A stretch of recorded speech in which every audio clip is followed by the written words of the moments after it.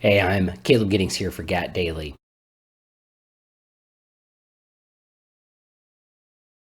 And in today's video, we are going to install an Apex Tactical Specialties K and L frame hammer, spring, and firing pin kit into a Smith & Wesson 586 L comp.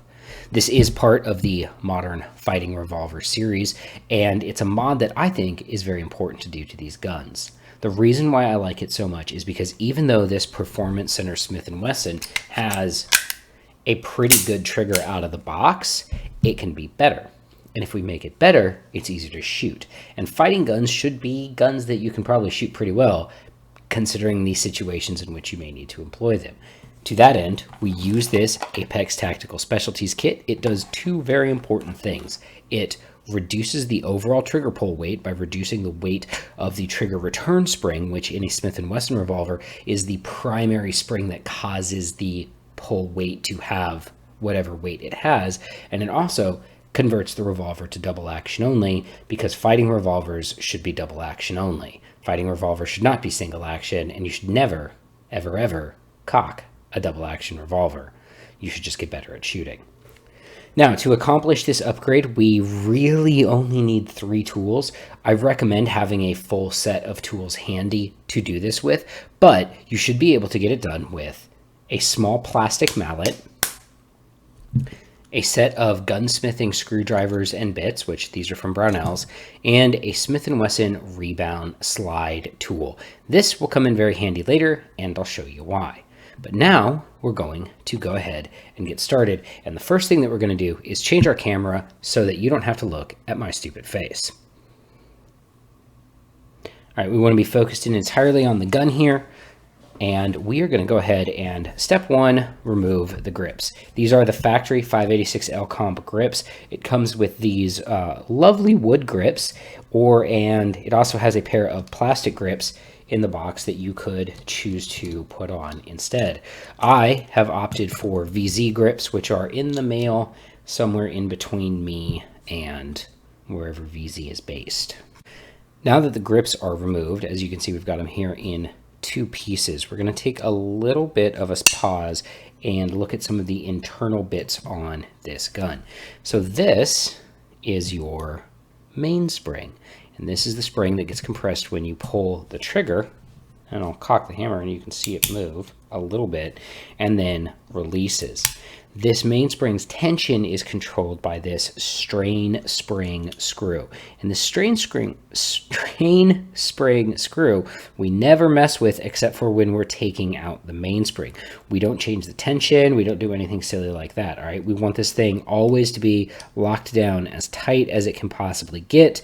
We don't want it to be loose. We don't want it to be wobbling around, because if it's loose and wobbling around, what we get are light primer strikes. So now the next step in taking this revolver apart is taking off the side plate, which we're going to do now. When you take off the side plate, I like to start with the back screw and work my way forward, because this front screw right here also retains the cylinder.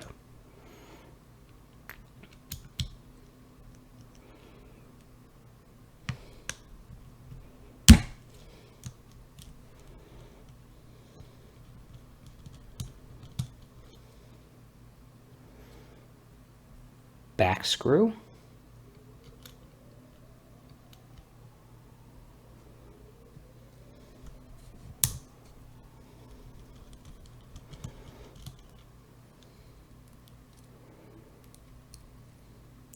middle screw,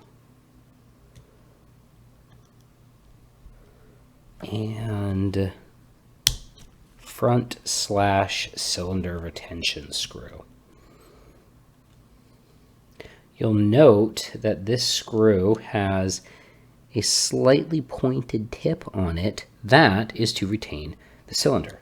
Now, to get the side plate off, this is where our mallet comes into play. We're going to hold the gun like this, and we're just gonna tap, tap, tap, tap, tap. Plop. Side plate falls right off, and you'll see this part, which sometimes plops out of the side plate. In this case, it didn't, which is nice for me. This is the hammer block, so this is what keeps the gun from, like, the hammer from going forward and detonating rounds and stuff like that. It's different than Ruger's transfer bar system. Works great, have no issues.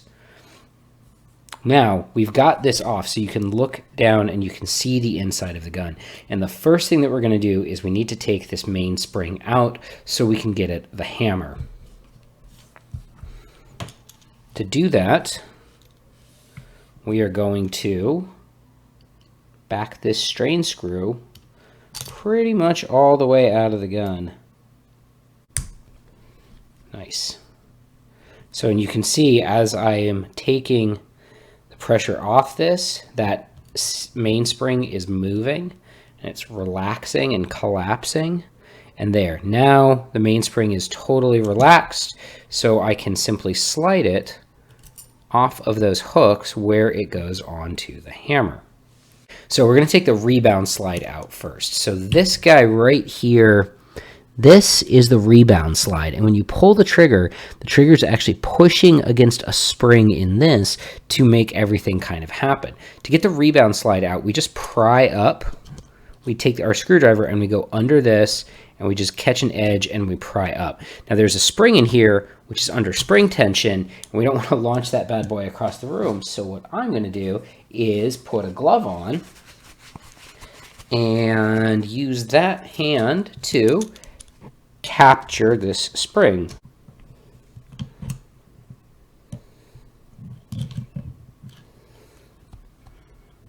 Just a little bit higher.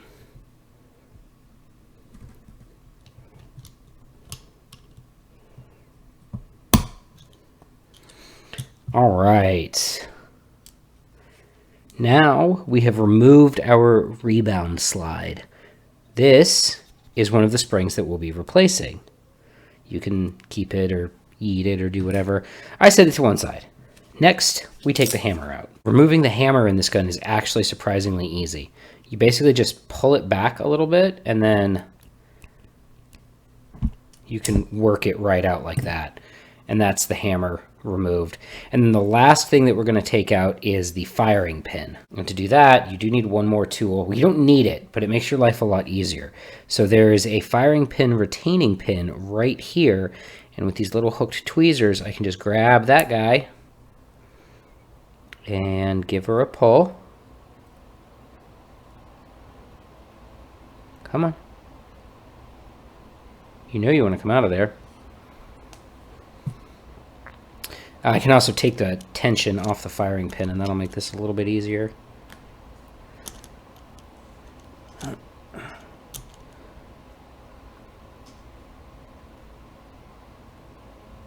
There we go. Now, this pin has no grooves or anything on it. It's just a round pin, because when it goes in the hole, firing pin and the firing pin spring come out, and the firing pin, as you can see, has a little slot cut on the bottom of it. That's where the pin goes through it to retain it. So we take our stock firing pin and our stock firing pin spring and we set them aside. Now I'm going to open this Apex kit and we're going to get started. Now that all of the bits are out of the gun, we're basically going to put everything back in reverse order. We're starting with the Apex firing pin. Now, the Apex pin is extended, which is good. Why is that good? It's good because when you combine the Apex pin with the lightweight rebound spring that we're going to use, it gives you reliable ignition. And also, unlike the factory firing pin, the Apex pin is relieved on both sides, so it doesn't matter. There's no upside down. I can put it in any of two ways and it'll still stay in the gun. So we just take this little guy and we just tease him on into this hole. And it's already turned, which is fine because we can just grab our tweezers and turn it right back upright. Pin pushed in. Now we just push the retaining pin in. And that retaining pin just drops right in. Now the firing pin is retained. And you can check for protrusion. You can't really see this on camera, but I just take my tweezers and I just push that pin on the back to make sure that it's protruding correctly and recovering correctly. You want there to be spring tension, and there is, so we can move on to our next step, which is the apex hammer. This is the apex hammer. It's a lovely little part, and the cool guys at Apex build them for you, so you don't have to worry about installing any of the sears or anything like that. You can literally just take this guy and just dee-dee-dee. Nice. Okay, now that the hammer is in, which was definitely easy and didn't take me a whole bunch of tries to actually get right, we can now put the rebound slide back in the gun. Now we're going to use the competition rebound spring just because I want to see what that one feels like. I have the competition one in my other gun too, but that's not a performance center gun, and it's not as nice as this gun is. So this is where our tool comes in handy, because this has to go in here like this, and you can see that it's sticking up and it's sitting proud of where it needs to be retained. This guy brackets over this retaining stud right here so that you can press this in and then push it down and into the gun while sliding it over the retaining stud. And if I do this right on the first try, it'll actually look super freaking easy.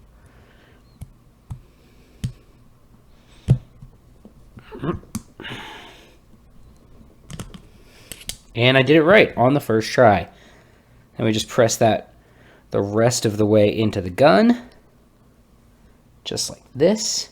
Now we flip this guy down, and we take the mainspring and we just put him back in here, and he hooks over those hooks and then rides down here in this little slot, just like that. So the mainspring is hooked. It's in the slot, so now we're going to put tension back on that mainspring. And before I put the side plate on, we're going to do a quick trigger pull test.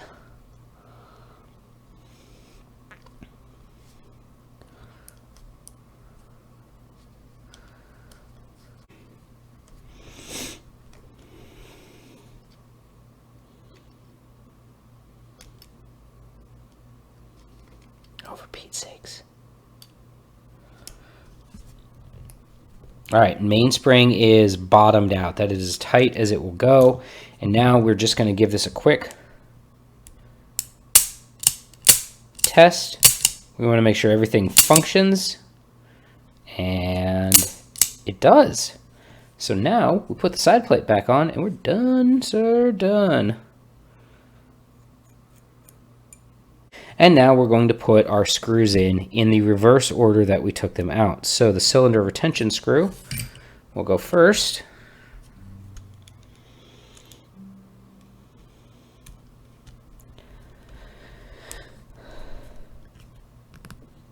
And we want to make sure all of these screws are snug, but not like over torqued.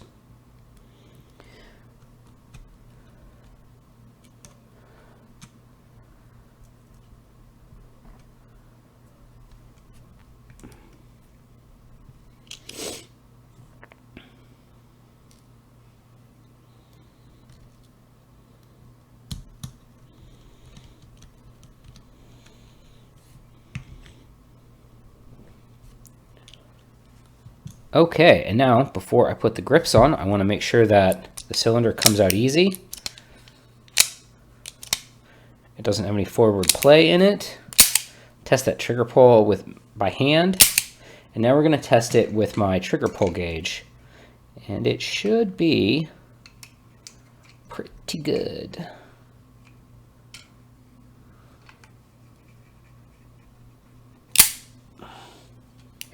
Just under 8 pounds, which is exactly where I like it. Now we're going to go ahead and put the stocks back on. Even though I'm going to get new grips for this here in a few days, we still like to have a complete looking gun sitting here, don't we, guys? Okay, let's line these guys up.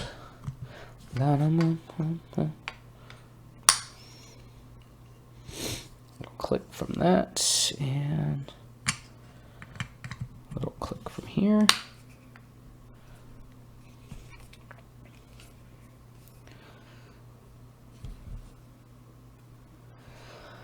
And this guy drops in like so.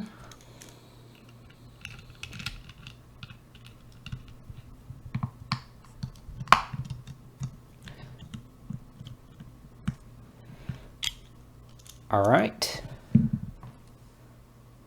That is it. It is remarkably easy with a little bit of practice to install one of these hammer kits on a Smith & Wesson revolver.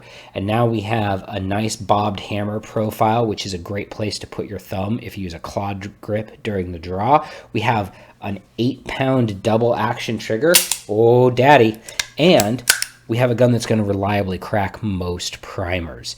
This is on its way to being one hell of a modern fighting revolver. I'm Caleb Giddings. Thanks for watching.